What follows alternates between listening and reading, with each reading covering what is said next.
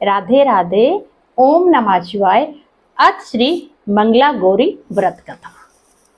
पूर्व काल में कुरु देश में श्रुतकीर्ति नामक एक राजा राज्य करते थे। वह बहुत धार्मिक राजा थे। वह पूर्ण शास्त्रों के ज्ञाता थे, परंतु राजा के कोई भी संतान ना थी, इसलिए वे व्यथित रहते थे और उन्होंने देवी आराधना प्रारंभ की। उन्होंने माता रानी की बहुत आराधना की, जिससे माता रानी ने उन्हें साक्षात दर्शन दिए और वर मांगने के लिए कहा। तब राजा श्रुतकीर्ति माता से प्रार्थना करते हुए बोले, मुझे आप पुत्र रत्न प्रदान कीजिए। तो माता रानी बोली कि राजन, तुमने एक दुर्लभ वस्तु मांगी है, परंतु फिर भी मैं तुम्हें पुत्र अवश्य दूंगी। परंतु अगर तुम्हें कोई गुणवान पुत्र चाहिए तो वह सिर्फ 16 साल की आयु तक ही जीवित रहेगा।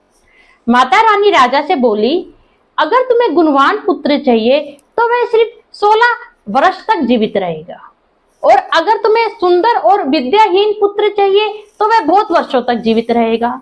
अब आप बताओ कि मैं तुम्हें कौन सा पुत्र प्रदान करूं। तो राजा ने अपनी रानी से विचार विमर्श करके गुणवान पुत्र की माता से प्रार्थना की। माता ने प्रार्थना स्वीकार कर ली और माता रानी ने राजा को बोला, जो मेरे मंदिर के बाहर आम का पेड़ है उसमें से एक आम तोड़ के आप प्रसाद स्वरूप अपनी रानी को खिला देना। और राजा ने वही आम अपनी रानी को खिलाया और 9वें महीने रानी ने बहुत ही सुंदर पुत्र को जन्म दिया। राजा और रानी हर्षित भी थे और शोकग्रस्त भी थे, और उन्होंने उस बालक का जब नामकरण कराया तो उसका नाम चिरायु रखा गया। चिरायु राजकुमार जो है वह 15 वर्ष का हो चुका था। वह बहुत ही सुंदर और सुशील था और पूर्णिमा की चंद्रमा की भांति वह बढ़ता जा रहा था। जैसे राजा रानी को लगा कि अब 16वें साल में हमारे पुत्र को कुछ हो ना जाए और हम अपनी इन आंखों के द्वारा हम इसको प्राण त्यागते हुए कैसे देखेंगे, तो वह चिंतित होने लगे।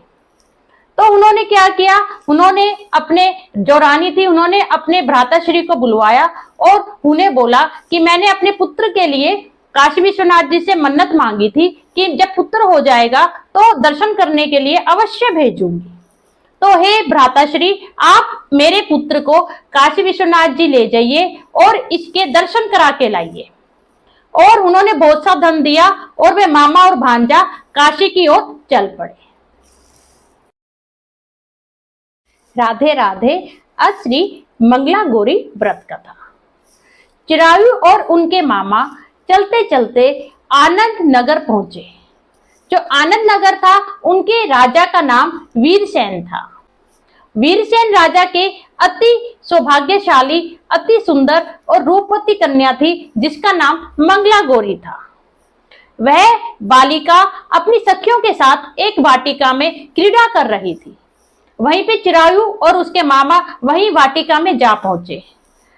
राजकुमारी मंगला गौरी की एक सखी ने चिरायु को देख के ऐसे बोला कि ऐसा लगता है कि यह बेचारा राजकुमार की जो आयु है थोड़े दिन की बची है। तो यह सुन के मंगला गौरी बोली, तुम ऐसी मिथ्या बातें क्यों करती हो? मैं मंगला गौरी व्रत करती हूँ और मंगला गौरी की मैंने बहुत तपस्या की है, तो जिसका भी मेरे साथ विवाह होगा वह अल्पायु। राधे राधे। आज श्री मंगला गौरी व्रत कथा।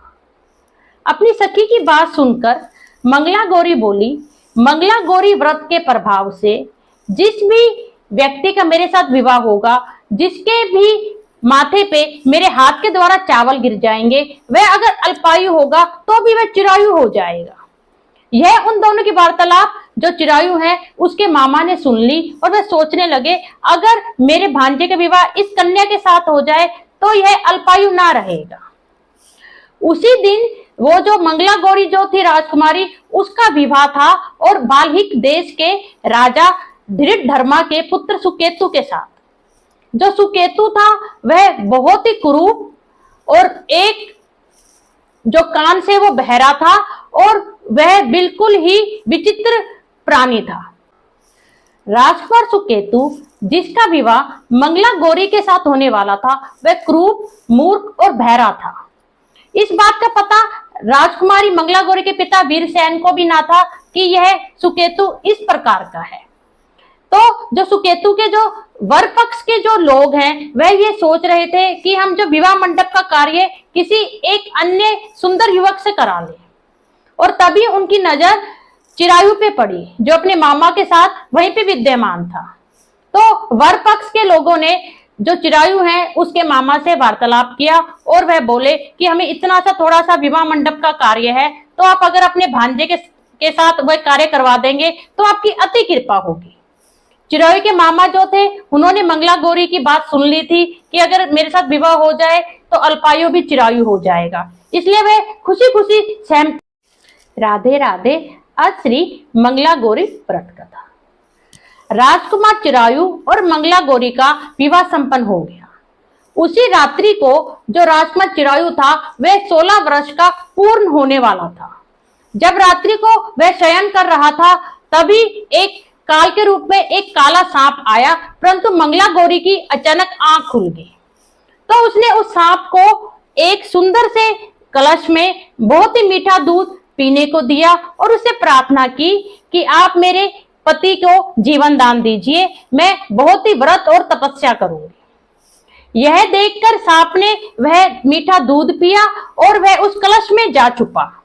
तो जो मंगला गौरी थी उसने उस कलश का जो मुंह था वह अपनी चोली से बांध दिया और वह देखती है कि इतने में ही जो राजकुमार था वह उठ के बैठ गया और वह राजकुमारी को बोला, मुझे बहुत भूख लगी है। राजकुमारी ने राजकुमार को 4 लड्डू खाने को दिए, जिन्हें खाकर वह सो गया। जब वह सो गया तो राजकुमारी जो कमंडल था जिसमें वह नाग था उसे बाहर छोड़ने गई। जैसे वे कमंडल का ढक्कन खोलती है तो वह क्या देखती है, उस नाग की जगह जगमगाता हुआ हीरो का हार है। तो वह बहुत प्रसन्नता के साथ उस हार को धारण कर लेती है और वापस आती है। जब थोड़ी सी रात्रि शेष रह जाती है तो चिरायु के मामा उसे ले जाते हैं। सुबह जब सुकेतु आता है और वह बोलता है कि यह मेरी पत्नी है, तो राजकुमारी बोलती है यह मेरे पति नहीं है।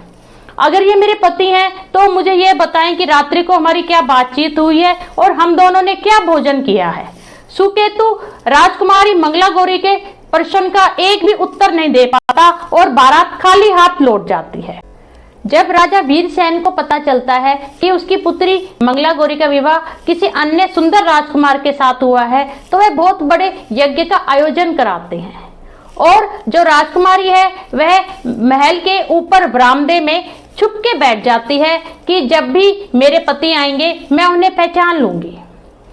जैसे ही चिरायु जो है अपने मामा के साथ उस यज्ञ कुंड में पहुंचने लगते हैं, तभी ऊपर से राजकुमारी उन्हें देख लेती है और पहचान लेती है।